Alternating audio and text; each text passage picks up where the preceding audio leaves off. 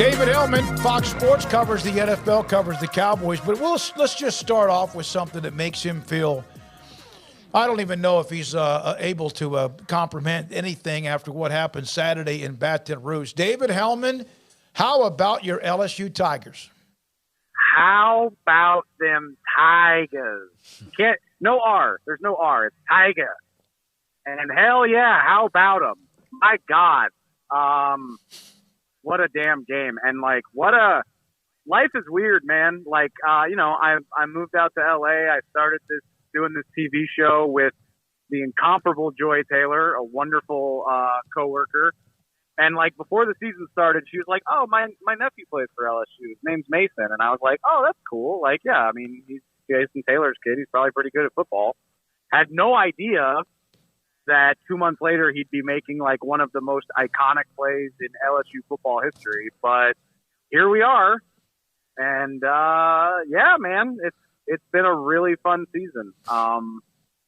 Yeah, I'm on cloud nine. You can't tell.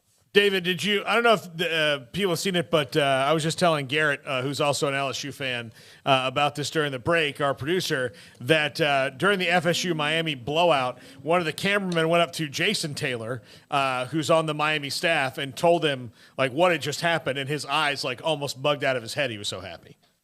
Oh, no, I haven't seen that, but I need to go find it. Because, hey, big win for the Noles, too, which, yeah, that's kind of that's a funny juxtaposition. Obviously, not a very good night for Miami football. But that's cool that Jason was able to take that moment. Sure, he would have preferred to be there. I actually, Joy and I both were weighing the merits of flying in for the game and flying back out so we could get back out to work. And both of us ultimately decided not to. And still very happy with the win, but yeah, I have a little bit of regret that I didn't pull the trigger on buying a flight. Well, you should enjoy it, and obviously you still are. That was tremendous. What a game! What a night it was Saturday night. Okay, Cowboys have the week off. Game tonight: Ravens and Saints. Cowboys back in action in what appears to be a shell of a team in Green Bay and their Hall of Fame quarterback in Aaron Rodgers. Yeah, I'm gonna write about that this week. It's just very funny to me. And look, the Packers look terrible.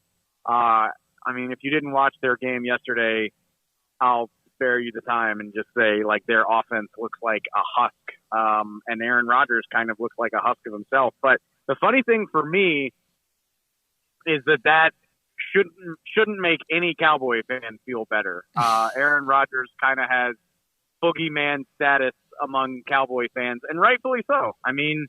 He's still one of the all-time greats, and everybody I know is man, wouldn't it just be typical Cowboys if he flips the switch and plays like an all-pro against Dallas? And it's hard to look at what the Packers are doing and have confidence that he can do that, but it would be very, very Cowboys if that were to happen. So this is, even as bad as Green Bay looks, this is a fun opportunity for the Cowboys, because obviously you get a big win against an NFC opponent and build your case for being a playoff team even stronger. But then on top of that, I think maybe you can slay the demon a little bit, and I think it would make the organization and the fan base feel really good to be able to get one over on Aaron Rodgers for a change. Yeah, I do kind of feel that there should be on paper no reason for the Cowboys coming off a bye, as healthy as they've been all year and all that, to be nervous. But they don't play the games on paper, and Aaron Rodgers is there. And David, I still know that you and I were both there at the game when he threw the best pass I think I've ever seen a human being throw, that wound up beating them in a game that they thought dead to rights and won. So he is the ghost that will continue to haunt them until he retires. And I don't care, 3-6, everybody's injured or anything. Yeah, totally. 2016 is obvious because, yeah, I'm with you. That's definitely, if it's not the best throw I've ever seen, it's on a short list. But, he did it in 2014, obviously. And then it gets forgotten because that was a disappointing season, but he only needed 30 seconds to break their hearts in 2017, the year after that playoff loss, right there at AT&T Stadium. So, ironically, Ironically, the Cowboys' only win against Rodgers, I believe, or the only one in recent memory anyway, was at Lambeau when Dak was a rookie. And fittingly, it was the Cowboys' pass rush that beat him up and forced a bunch of fumbles. So I have a feeling the Cowboys will be trying to replicate that recipe for success. But yeah, I mean, there is no good argument for the Packers winning this game. But I think a lot of Cowboy fans feel like you that, they're going to hold their breath until the clock hits triple zeros. What's happened to them? I know that there's this debate about the receivers, and Rodgers has made some guys look good and they lost more. What's happened to them in your opinion? We actually talked about this on our show, Speak, like an hour ago. I just think the Packers have left themselves very little room for error. Like, obviously, you trade away Devontae Adams. You give Aaron Rodgers a gigantic contract that eats up a ton of the cap. You draft a bunch of defensive players instead of offensive players to complement that with.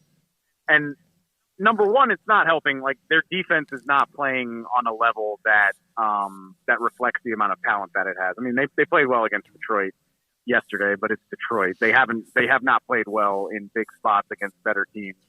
But then on top of that, you're basically, with the way they're constructed on offense, you're asking Aaron Rodgers to be perfect for them to be good. And they've gotten away with that for a long time. He doesn't have the best resume. Obviously Tom Brady has accomplished way more than Aaron Rodgers ever has. But just as the best pure thrower of the football, I think Aaron Rodgers is the best that I've ever seen when it comes to arm talent, escapability, making every throw, making clutch throws. So they've gotten away with living that way for a long time. And Aaron Rodgers is in his late 30s. He looks nowhere near as mobile as the guy who used to kill the Cowboys all the time. He has very little to work with at any skill position outside of running back, and even some of those guys are hurt. And so I just think you're seeing, if you're only good when Aaron Rodgers is perfect, then how bad are you when Aaron Rodgers is bad? And Aaron Rodgers is bad right now. David, could you draw some parallels between what the Packers have done with kind of letting Aaron Rodgers have his way completely with what the Lakers did with LeBron James and it's just not working out? That's interesting. And I'll be totally honest, I don't pay close enough attention to basketball to be able to go through everything the Lakers have done. I think it's interesting because ironically, the Packers' whole uneasy marriage with Rodgers started because they weren't consulting him on anything. He was basically I'm Aaron Rodgers and I feel like I have no say in the way that this team runs business. And then ironically, they changed that the last 2 years. And, if this is what Aaron Rodgers wants, then it's very perplexing,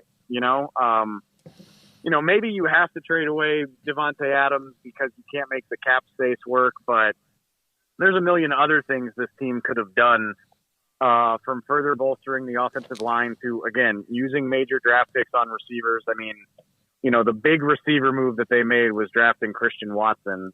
And if drafting an FCS player in the second round is your idea of a big acquisition, then I've just got news for you. So, from every indication, it seems like the Packers and Rodgers have been on more of the same page in terms of that stuff over the last few years. But it doesn't really look like it. Again, they used 2 first-round picks on defenders last year. And again, I think they have 7 first-round picks on their defense, not playing anywhere near as well as that amount of talent would that you would expect. And then, this is a talent deficient offense in my opinion. So, I don't know how good the parallel is to LeBron James, but if Aaron Rodgers had a say in how a lot of this went down, maybe he should have had a larger say or what. I don't know, but man, they just look like a mess in pretty much every facet. Perhaps I have not been paying enough attention. It snuck up on me. I was watching the Titans and Chiefs, and my God, Tennessee had everything going their way for about 3 2/3 of a quarter, and then Patrick Mahomes became a freak on a 3rd and 19 scramble. But Titans started 0-2, won 5 in a row. They're 5-3. Chargers started 1-2, won 4 of 5. They're 5-3. Cincinnati was 0-2, 2-3. They had a bad loss to the Browns a week or two ago, but They're 5-4. Which of those three teams do you think is the best of the ones who have kind of pulled themselves out of the ditch? Oh, man, that's a really good question. Titans, Chargers, Bengals? Mm-hmm. It's funny. I'm glad. I mean, bringing up the Titans-Chiefs game, like, there's a million ways you can win a football game, but like the Chiefs demonstrated. Like, I mean, it's football 101. I'm not saying anything that's not crazy obvious, but like when you have a Patrick Mahomes, it just tilts the scales in your favor so crazily. Like the Titans did everything right for 50 of 60 minutes, and then Patrick Mahomes was like, "All right, enough of this. I'm going to do it myself," and he did. And, I mean, that's got to be so disheartening when you come as close, like you played as close to perfect as you can, considering that you're starting a rookie quarterback, and you get so close, and Patrick Mahomes is like, nah, we're done here. And so I bring that up to say, like, I'm going to go with the team that has the best collection of talent to go with its quarterback. Like, Justin Herbert might be the most purely talented guy in the NFL right now, but the injuries on that team, it's hard to buy into the Chargers with all of the stuff that they're missing. And so I look at the Bengals. That offense is going to find ways to score points. They'll get Jamar Chase back eventually. And the defense is better than it gets credit for. So, you know, I'm not picking the Bengals to make a return trip to the Super Bowl, but I trust them a lot more than the other two to find ways to win more often than not. I was watching the end of the Titans game, and you back yet? So they're up 17-9, right? And they have 23 plays. Derrick Henry gets 6 carries. They punt 5 consecutive downs, and Willis is 1 of 8 for -4 yards passing. It's like give the ball to Derrick Henry and get him 2 yards, 2 yards, 2 yards, and punt. You'd be better off than that. Yeah, and I mean, I think to some degree, you probably worry about becoming just completely one-dimensional. But if there's one guy that can still succeed when everybody knows it's about to be a run, it's probably Derrick Henry. And it is really wild that his game, you know, he's so big and doesn't do as much in the passing game as other running backs. Like, it's very weird to see situations where the Titans will take him off the field in a 2-minute situation or in a hurry-up situation. And it's like, man, I see the logic here, but I'm just not sure it's a good idea to take easily your best player off the field in crunch time, especially when you don't have a quarterback. David, thank you. Continue to celebrate. I know you will. LSU with a great win. And Brian Kelly with a pair. They're brass after going for 2 and beating Alabama. David Helman, our great friend, Fox Sports, covers the Cowboys and the National Football League.